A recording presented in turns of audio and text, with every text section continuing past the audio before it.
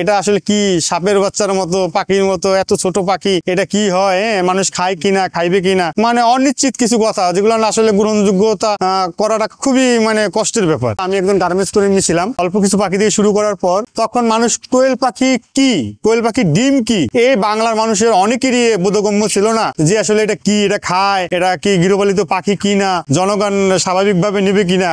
অথচ আমাদের কিন্তু সরকার এই পোল্ট্রি সেক্টরের একটা পার্ট কিন্তু কোয়েল পাখির বিস্তার।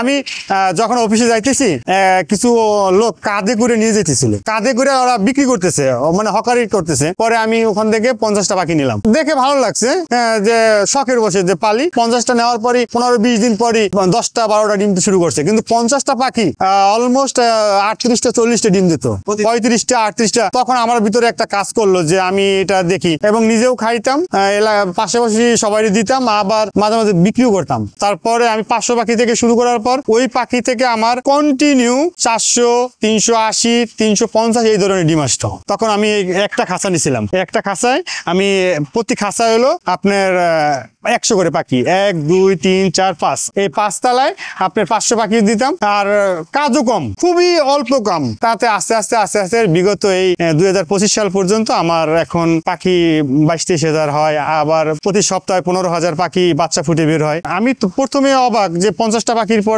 500 পাখি নিলাম, আমি দেখতেছি যে এটা থেকে প্রফিট আসতেছে, আমি কেন অন্যটার পিছনে ছুটবো। তারপর আমি চাকরি খোঁজা বন্ধ করে দিয়ে আমি এটাকে মানে পার্মানেন্ট প্রফেশনাল ভাবে এটা নিলাম একেবারে। না প্রথম অবস্থায় অনেক কষ্ট ছিল। তখন ভাই ভাবতাম কি হয়তো এটাও আমার একটা ভুল ছিল, এই ভুলের মাঝে থেকেই এতদিন এইভাবে আসছি। হ্যাঁ, অনেকবার মনে হয়েছে ছেড়ে দিই। তখন একটা কথা কি, আল্লাহ ধৈর্যশীলদের পছন্দ করেন, এই কথাটা মাথায় রেখে এই পর্যন্ত আসছি। জীবনের সবচেয়ে কষ্টের সময় যখন পার হয়েছে, যখন এই খামারটা আমি করছি, তখন নানা দিক থেকে আমার প্রেশার আসতো, গন্ধ আসতো, মানুষের হয়রানি হ্যারাসমেন্ট করতো। কোয়েল পাখি এটা চলবে, ও ভাই এটা জীবনে প্রথম দেখলাম, এটা সাপের ডিমের মতো দেখতো। তখন নিজের কাছে অনেক ছোট মনে হইতো, এখন আর ওটা মনে হয় না। এখন মনে করবেন যে বাংলাদেশে যদি 16 কোটি লোক থাকে, মোটামুটি প্রতিদিন 1 কোটির মতো ডিম সেল হয়। নতুন উদ্যোক্তাদের উদ্দেশ্যে একটাই কথা, আপনারা সবসময় খামার যাদের আছে তাদের কাছে পাখি সংগ্রহ করবেন, অভিজ্ঞ খামারের কাছ থেকে পাখি নেবেন, যে আপনাকে সাপোর্ট করতে পারবে, মেডিকেল হেল্প দিতে পারবে, পাখি বিক্রি করে দিতে পারবে, সকল পরামর্শ দিতে পারবে। তখন যদি তার কাছ থেকে পাখি নেন, আপনি পিছিয়ে পড়তে পারবেন না। আপনি যদি চটকদার বিজ্ঞাপনের সম্মুখীন হয়ে যদি পাখি সংগ্রহ করেন কোনো দালালের মাধ্যমে, 100% আপনার খামারে লাভ আসবে না, আসবে না, আসবে না। যখন আমরা ব্যবসাটা শুরু করেছিলাম তখন তো ভালো ছিল না। পরবর্তীতে দেখলাম যে 16 সালে দেখলাম যে আমি মান্থলি 20-30 হাজার টাকা আসতেছে, তখন ভালো লাগতেছে। তখন এই আমাদের মফস্বল এলাকায় সব জায়গায় আমি এটা পাড়ায় পাড়ায় সব জায়গায়, অলিতে গলিতে সব জায়গায় আমি পৌঁছে দিছি। যে আমি মানে ডিম নিয়ে যাইতাম, বাচ্চা নিয়ে যাইতাম, পাখি নিয়ে, বড় পাখি নিয়ে যেতাম, মাংসের পাখি নিয়ে যাইতাম, একদম চলতে আছে স্বাভাবিক। আমি হুমড়া করে নিয়ে যাইতাম। কোয়েল পাখি কিন্তু 10টার বেশি বাচ্চা ফুটাইতে পারে না, কিন্তু আমার পার ব্যাচে 20,000 করে ডিম দেওয়া আছে।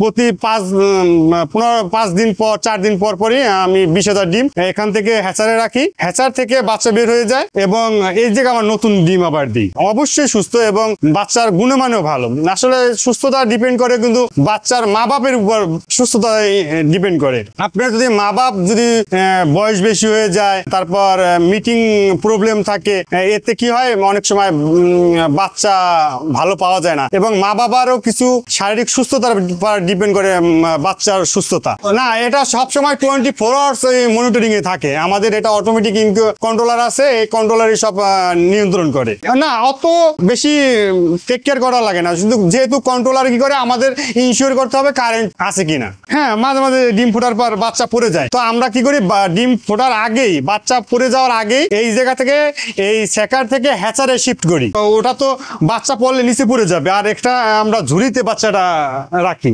ঝুড়িতে মানে ফ্ল্যাট ঝুড়িতে রাখি। এখানে 3 দিন বাচ্চা ফুটে যায়, গাছ শুকায়, তারপর আমরা কাস্টমারের উদ্দেশ্যে সেল করি। আমাদের কাস্টমারই হচ্ছে উদ্যোক্তা। মানে আমি চাই যে কাস্টমারদের সাথে সবসময় কাজ করার জন্য, যাতে কাস্টমারকে নিয়ে সবসময় কিভাবে ডেভেলপ করা যাবে, কিভাবে ফ্যাসিলিটি দেওয়া যাবে, কিভাবে মেডিকেল ট্রিটমেন্টের ব্যবস্থা করা যাবে, খামার কিভাবে ডেভেলপের দিকে নেওয়া যাবে, নতুন উদ্যোক্তা বাড়ানো যাবে, এইটা নিয়ে সবসময় আমরা কাজ করি। আমার আসলে মেইন ব্যবসাটা হলো বাচ্চা উৎপাদন করা, বাচ্চার মানে ছোট পর্যায় থেকে শুরু করে বড় পর্যায়ে মানে উদ্যোক্তাদের কাছে দেওয়া। আমারটা বাচ্চা উৎপাদন, ডিম সেল, বাচ্চা সেল, রিজেক্ট পাখি সেল, তারপর 1 দিন থেকে 30 দিনের পাখি সেল, ছোট 1 দিনের বাচ্চা সেল, সব ধরনের পাখি সেল। 2011 সালে আমাদের এই ব্যবসাটা শুরু হয়। মোটামুটি 13-14 বছর এরকম হয়েছে।